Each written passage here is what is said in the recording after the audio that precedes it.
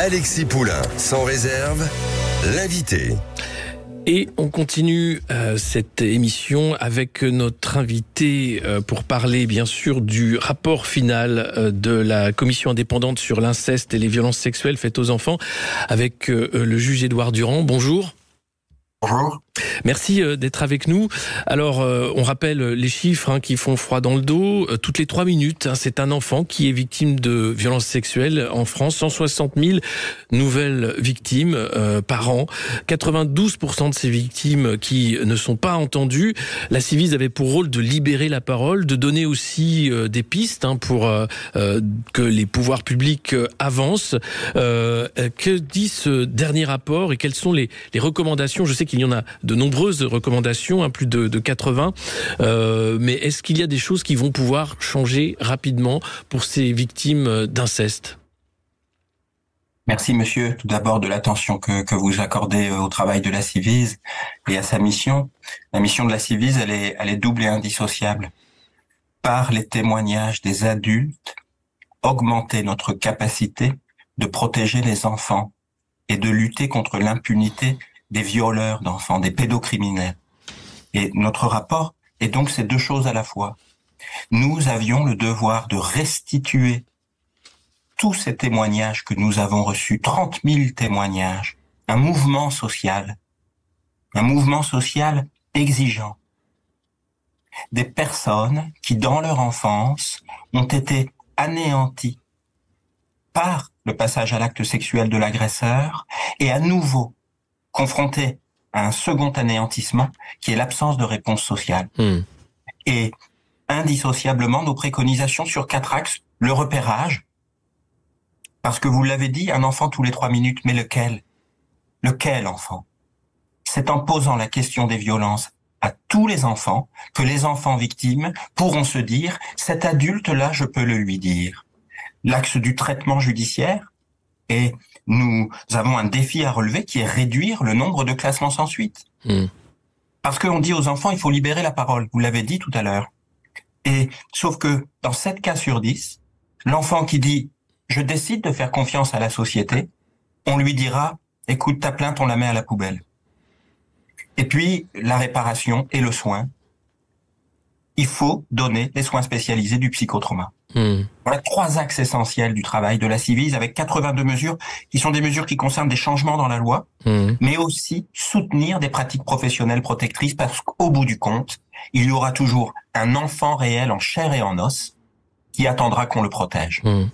Sur le repérage en particulier, vous proposez d'instaurer un rendez-vous individuel chaque année de dépistage et de prévention de ces violences. Comment ça pourrait se mettre en place et se passer ?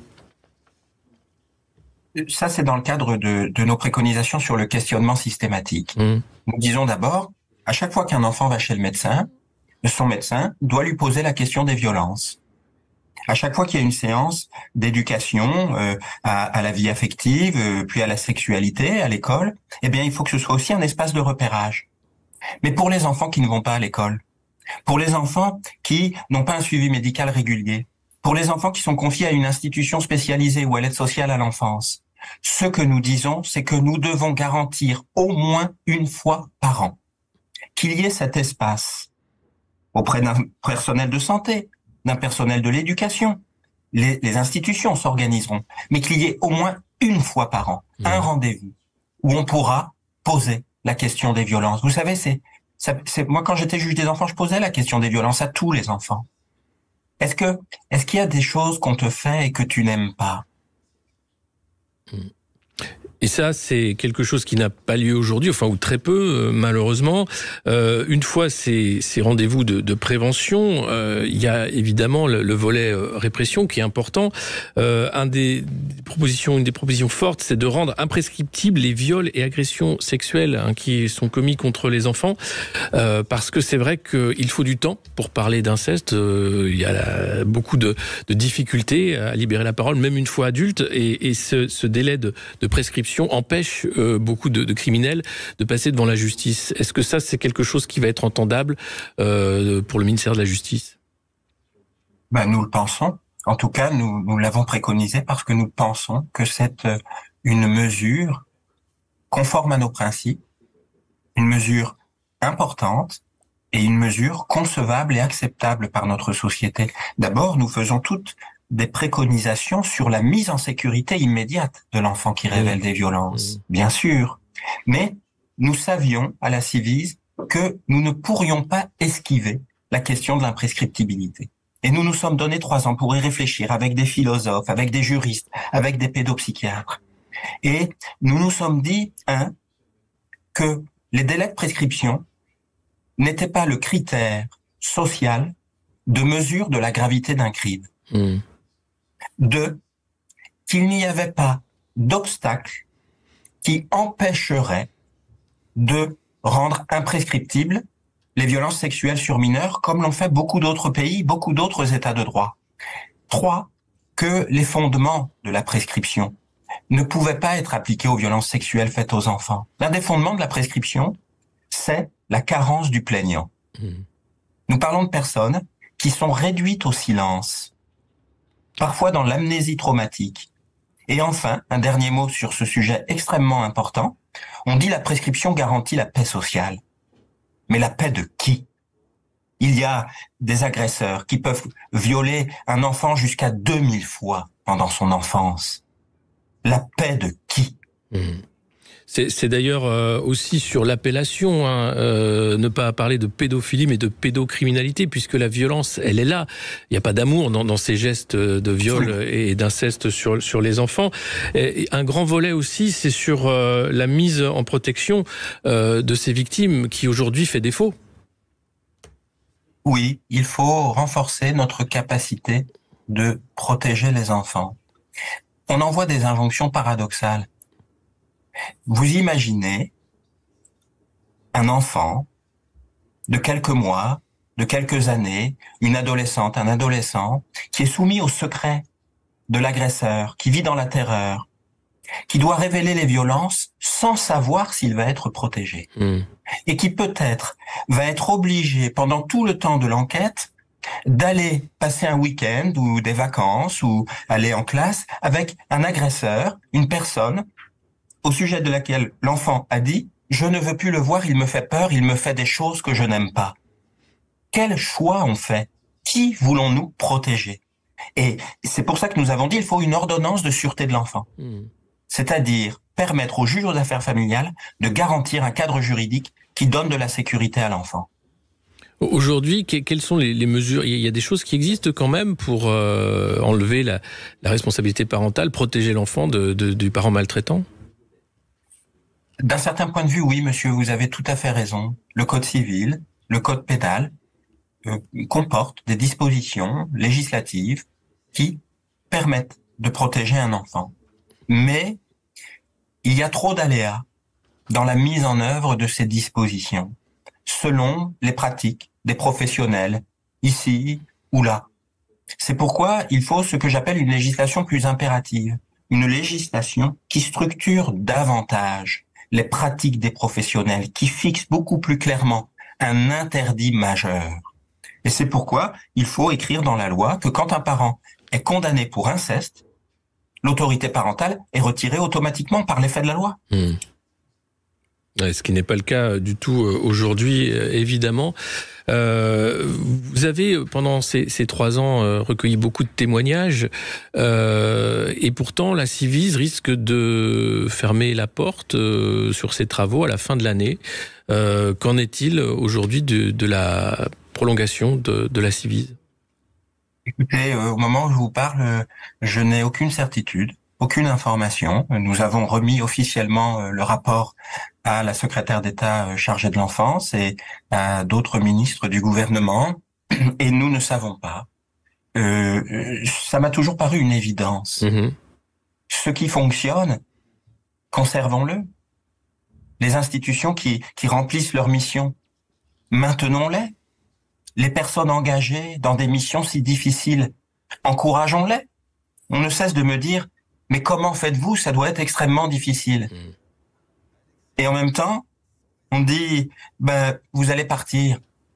Et je dis, moi non, je veux rester. Les personnes qui s'engagent, encourageons-les. Ce qu'il faut, c'est une doctrine claire. Qui voulons-nous protéger? Les enfants, et c'est ce dont on va continuer de parler avec vous, monsieur le juge. Dans un instant, on se retrouve pour continuer de parler de ce rapport de la Civise sur Sud Radio. On est ensemble jusqu'à 13h. À tout de suite. On se retrouve avec le juge Édouard Durand, coprésident de la commission indépendante sur l'inceste et les violences sexuelles faites aux enfants, qui remet aujourd'hui son rapport final après 3 ans d'écoute et de libération de la parole sur ces violences. Il y aura un comité interministériel à l'enfance le 20 novembre prochain. Est-ce que vous attendez peut-être à ce moment-là que des annonces soient faites suite à ce rapport, ou qu'il y ait un retour rapide par rapport aux 82 mesures que vous avez proposé? Écoutez, évidemment, toute politique publique doit aussi s'inscrire dans la durée et donc dans une planification. Et les 82 préconisations que formule la Civise, à l'évidence, seront mises en œuvre dans la durée. Elles aussi, sur les 82 préconisations, 20 étaient des préconisations que nous avons déjà formulées dans nos travaux antérieurs et qu'évidemment nous avons reprises. Et le gouvernement se saisira d'un certain nombre, le plus possible, je l'espère, des préconisations que nous avions déjà formulées. Le rapport vient d'être publié et par la suite, les autres préconisations, je l'espère, seront mises en œuvre aussi. Ce qu'il faut bien prendre en compte, c'est que ces préconisations sont dans un ensemble. C'est un ensemble cohérent. Pas des mesures qu'on prend ici ou là. Oui. Je le redis, je l'ai évoqué tout à l'heure. Si on encourage le repérage systématique, il faut aller au bout de la promesse. Mettre en sécurité immédiatement l'enfant. On ne peut pas dire à un enfant, fais-nous confiance, révèle les violences, mais nous ne te dirons pas si nous te protégerons. Ce coût des violences sexuelles faites aux enfants, vous l'avez chiffré à plus de 9 milliards d'euros pour la sécurité sociale, pour la société en général. Il y a une question aussi, une fois le volet juridique, le volet de protection, c'est les soins spécialisés, la reconstruction de ces victimes. Vous préconisez là aussi un parcours particulier et des formations aussi pour les professionnels de santé pour traiter et pour accompagner ces victimes. Merci, monsieur, de poser cette question de cette façon. C'est fondamental, oui, c'est un devoir. La réparation par le soin. Ce que nous voyons à la Civise avec ces 30 000 témoignages, c'est que ces souffrances, ce sont des souffrances extrêmes pendant l'enfance et pendant toute la vie d'adulte. Et parfois, des souffrances qui conduisent les victimes à arrêter la vie pour ne plus souffrir. Et ça, je pense que nous le prenons insuffisamment en compte. Nous oublions trop souvent que la violence, c'est vraiment violent. La cruauté, l'acharnement du mal, c'est destructeur. Et évidemment, il faut dispenser les soins qui sont adaptés au psychotraumatisme. Ces soins existent. Ils ne sont pas dispensés. Et nous savons que quand un enfant est victime de violences sexuelles, si il est mis en sécurité immédiatement, et si des soins spécialisés sont dispensés très rapidement, eh bien, on peut soigner le trouble de stress post-traumatique. Sinon, on ne pourra plus soigner que l'intensité des symptômes qui seront chroniques. C'est vraiment un choix de société. Oui. C'est encore une fois lundi, ce sera la journée internationale des droits de l'enfant. Ce que vous mettez au cœur du rapport aussi, c'est la place de l'enfant dans la société. On se rappelle bien sûr de ces plateaux télé dans les années 80-70 où un pédocriminel connu et écrivain se vantait d'être ce qu'il est. Les choses ont lentement évolué quand même depuis quelques années, mais cette question de l'enfant, elle est fondamentale. Est-ce qu'aujourd'hui on en a pris la mesure ou pas? Je pense que c'est un combat contre soi-même qu'il faut continuer à mener. Vous savez, la question que s'est posée la Civise, la première des questions, c'est ce par quoi commence le rapport. C'est de répondre à cette question. Pourquoi avons-nous un devoir de protection des enfants? Avec Ancionas, nous avons compris que nous devons protéger les enfants parce qu'ils sont vulnérables et qu'ils ont besoin de sécurité. Avec Hannah Arendt, nous avons compris que nous devons protéger les enfants et les éduquer pour, comme elle le dit, assurer la continuité du monde. Et ça, c'est un défi pour les sociétés. qui n'ont compris que très progressivement qu'elles avaient ce devoir et que l'enfant n'était pas un objet dont on prenait possession. C'est pour ça que nous demandons le maintien de la Ciivise, parce que cette lutte contre le déni est loin d'être gagnée. Il ne faut pas revenir en arrière. Vous parliez tout à l'heure du fait que toutes ces mesures et l'ensemble des préconisations de la Ciivise sont à prendre comme un bloc parce qu'elles font sens si elles sont mises en application ensemble. Dans le volet répression et protection aussi, il y a bien sûr tout le volet police-justice. Aujourd'hui, on voit que les effectifs ne sont pas assez nombreux pour lutter contre la cybercriminalité, par exemple, qui concerne la pédocriminalité. Il y a aussi le fichier des auteurs d'infractions sexuelles qui existe, qui s'appelle le fichier judiciaire automatisé des auteurs d'infractions sexuelles ou violentes. Aujourd'hui, il est peu ou mal utilisé, vous dites. C'est assez inquiétant? Écoutez, c'est un outil qui a des potentialités importantes. Et après expertise, après audition de praticiens, d'enquêteurs, nous avons vu que cet outil tel qu'il existe a des capacités de prévention, de protection et de contrôle social des agresseurs, de contrôle des antécédents, mais que ces potentialités pourraient être développées encore, qu'ils permettent, par exemple, de faire des recherches quand on n'arrive pas à identifier dans un secteur géographique un pédocriminel qui, après la plainte d'un enfant victime, d'arriver par des recoupements à voir les suspects. Il y a des choses pratiques, voyez-vous. On oppose toujours les principes pour dire non, on ne peut pas protéger. Mais ces outils existent. Et donc la Ciivise est à la fois dans des questions de principes extrêmement importantes, comme vous venez de le dire sur l'enfance, elle est aussi dans des enjeux de pratiques professionnelles pour protéger les enfants réels. Mais quand en parallèle de ce travail essentiel de la Ciivise et de vos recommandations, on apprend que le pédocriminel Francis Évrard, qui était un multirécidiviste, pourrait sortir de manière anticipée en 2027 et a eu le droit de changer de nom. Est-ce que c'est pas inquiétant? Est-ce que là, il n'y a pas une schizophrénie dangereuse du ministère de la Justice et de la société? Écoutez, ce que ces 3 années d'engagement à la Ciivise ont aussi permis de mettre en évidence, c'est que ces violences sexuelles faites aux enfants font l'objet d'un déni puissant, massif et ancien. Et que ce déni a des ramifications, des prolongations dans le traitement social des viols, des agressions sexuelles, de l'inceste, y compris dans le traitement judiciaire. Et puis il ne faut pas oublier que nous, les humains que nous sommes, nous restons fascinés par le pouvoir et la violence.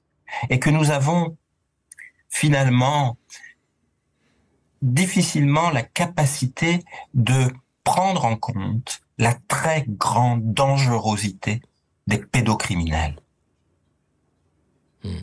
C'est vraiment un sujet majeur et je trouve qu'il est éludé, sauf quand vous en prenez bien sûr l'ampleur et avec les différents rendez-vous et les rapports de la Ciivise. La question importante, c'est le maintien de la Ciivise au-delà du 31 décembre. On a entendu le porte-parole du gouvernement, Olivier Véran, annoncer qu'il y aurait sans doute une continuation, mais dans un flou total. Qu'est-ce que vous voudriez dire aujourd'hui aux responsables politiques qui sont actuellement en train de faire des lois qui pourraient maintenir la Ciivise pour que ça arrive, que ça continue, parce que je pense que l'ensemble des citoyens français ne comprendraient pas si la Ciivise venait à disparaître au 31 décembre. Merci de me donner l'opportunité d'en dire un mot. En effet, depuis plusieurs mois déjà, nous préconisons le maintien de la Ciivise parce que la Ciivise ne peut à elle seule traiter tous les problèmes contenus dans le problème des violences sexuelles faites aux enfants, mais elle est une instance inédite. Une instance inédite qui, en 3 ans, a maintenu un niveau de conscience collective et d'exigence sur ce problème qui est indéniable. Parce qu'elle est fidèle à la promesse faite aux adultes qui ont été victimes dans leur enfance. C'est la première chose. La deuxième chose, c'est que tout le monde aujourd'hui reconnaît que les préconisations de la Ciivise et les analyses de la Ciivise sont utiles pour les politiques publiques. Alors pourquoi arrêter ce qui répond? La Ciivise n'est pas un problème, elle est une réponse à un problème. Et c'est pourquoi mais nous sollicitons à la fois le maintien de la Civise et je souhaiterais pouvoir maintenir mon engagement à la Civise, continuer à tenir cette promesse. Bien, merci beaucoup, Monsieur Édouard Durand, pour votre travail, pour votre engagement, et on espère qu'il sera pérennisé après le 31 décembre. Merci d'avoir été notre invité. On continue.